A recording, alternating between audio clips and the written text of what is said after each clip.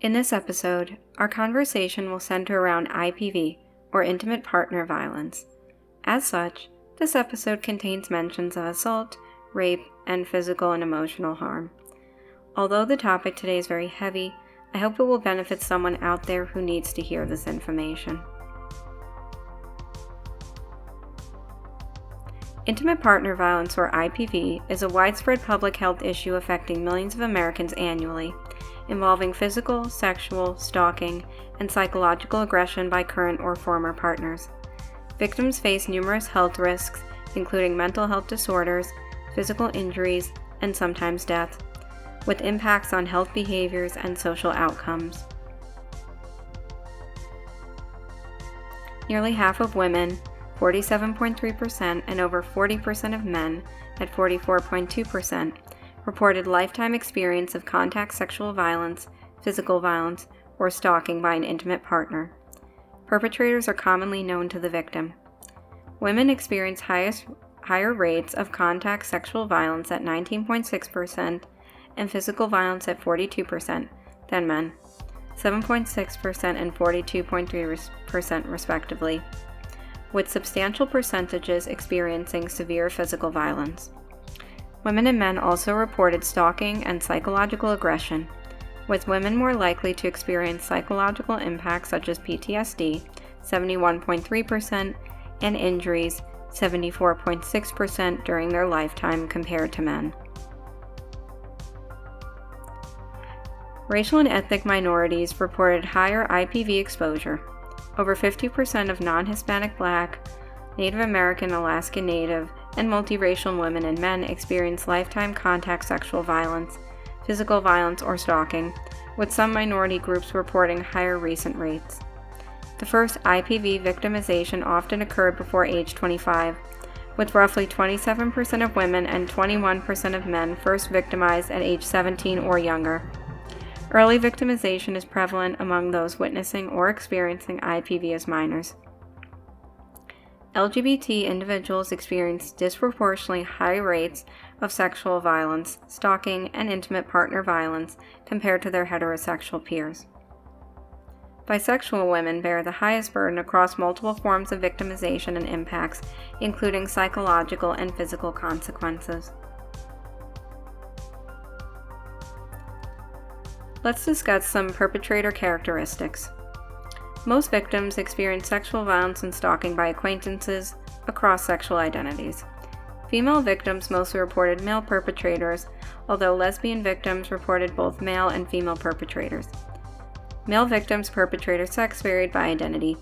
Gay men mostly victimized by males only, at 75.3%, whereas bisexual and heterosexual men reported a mix of male and female perpetrators. Severe physical violence by intimate partners was more prevalent among bisexual and lesbian women than heterosexual women.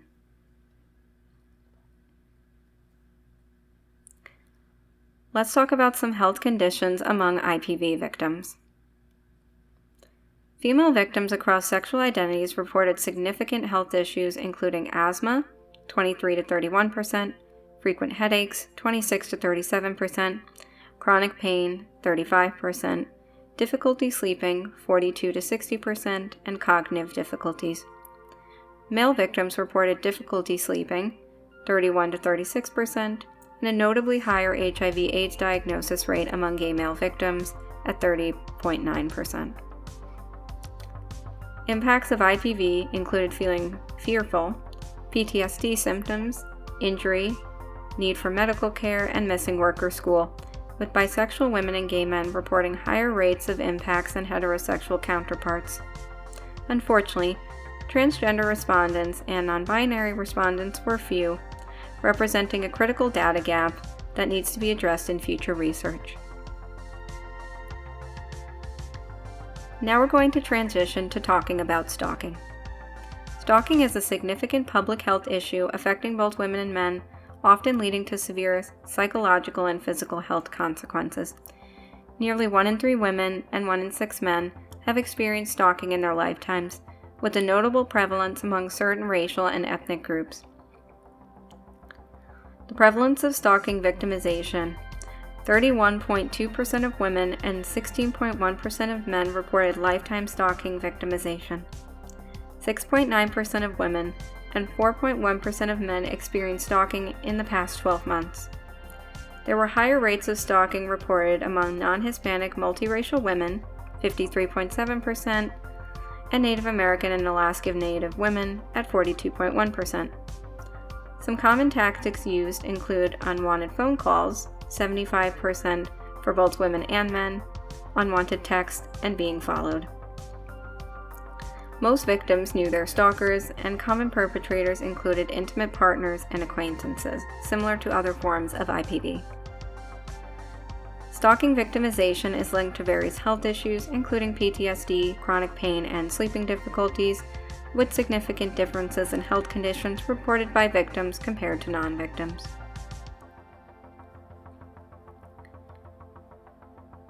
Briefly, I would like to discuss the impact of IPV on children and minors. Beyond direct victimization, minors witnessing IPV also report exposure to psychological and physical violence towards guardians. Over 34% of women and nearly 30% of men with children in their households reported children hearing or seeing psychological or physical IPV towards guardians during their lifetime. Children witnessing IPV are at risk for mental health issues and future victimizations, emphasizing the importance of addressing family-level violence. Now we're going to discuss the increased willingness to disclose victimization. Low response rates and potential underreporting due to safety concerns may underestimate true IPV prevalence.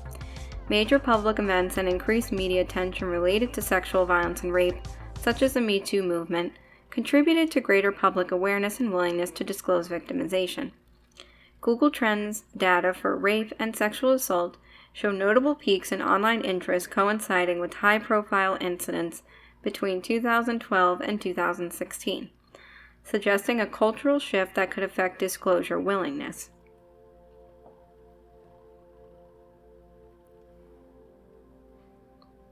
Now I'm going to talk about intersectionality and gender-based violence.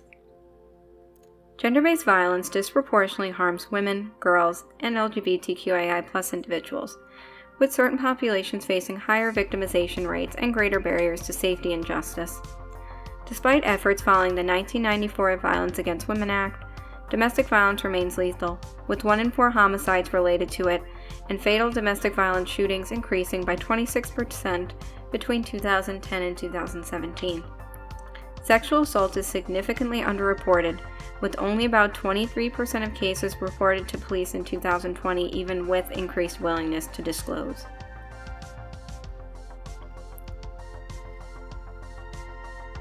This next section will focus on improving the response of IPV by law enforcement officers. Explicit and implicit biases, including stereotypes about gender roles and victims, are common in society and can prevent law enforcement officers, also referred to as LEOs, from effectively handling sexual assault and domestic violence reports. If LEOs do not respond effectively, victims are less likely to participate in investigations, seek further law enforcement protection, or report crime in general, a problem intensified in communities that have historically experienced inadequate police responses. When law enforcement responses are influenced by myths and misconceptions about sexual assault and domestic violence, LEOs may blame victims and fail to hold offenders accountable. LEOs should review and revise policies and training to ensure officers and investigators gather evidence in an unbiased manner and that a victim's nonconformity with behavioral stereotypes does not affect the evaluation of a complaint.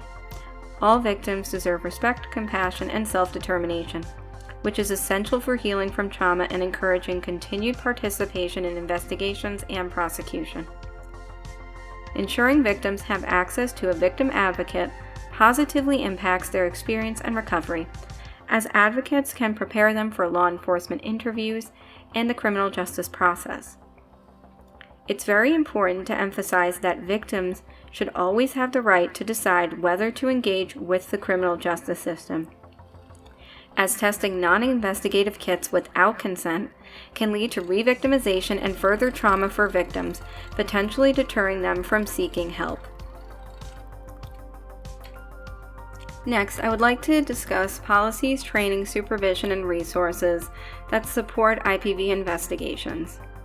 Because sexual assault and domestic violence often occur privately with few witnesses, LEOs must conduct thorough investigations by promptly gathering, preserving, and analyzing corroborative evidence. To ensure effective communication, LEOs must ensure meaningful access for people with limited English proficiency and those with hearing or speech impairments. Recruiting and retaining LEOs from diverse backgrounds, including hiring more women, can help mitigate gender bias in the response to these crimes. Law enforcement must be aware that victims of domestic violence and sexual assault may also be victims of sex or labor trafficking and should receive training to identify and respond to these victims. LEOs must be trained to identify the predominant aggressor when responding to domestic violence incidents where both parties may have used physical force, distinguishing between an assailant's violence and a victim's self-defense.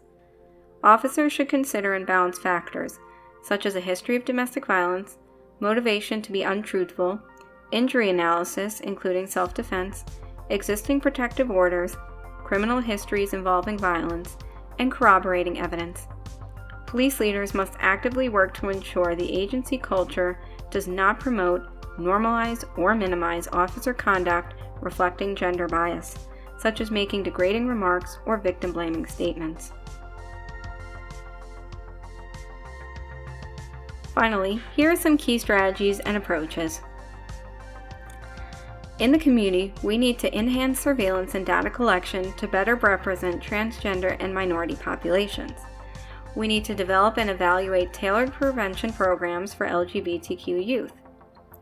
We need to address structural stigma, discrimination, and social norms perpetuating violence. We need to implement early prevention efforts targeting youth, particularly sexual minorities. We need to foster supportive environments in schools and communities for sexual and gender minorities. We need to promote research on intersectionality to understand compounded risks by race, ethnicity, and sexual identity. Prevention efforts must be tailored and evidence-based, addressing social stigma like homophobia, biphobia, and transphobia, and structural inequalities driving violence. Thank you for listening. I know this episode could have been particularly tough to hear, but it's an important issue that bears acknowledging and educating on. I hope you have found this helpful. Please see the description for more resources. I hope to see you soon, and have a good day.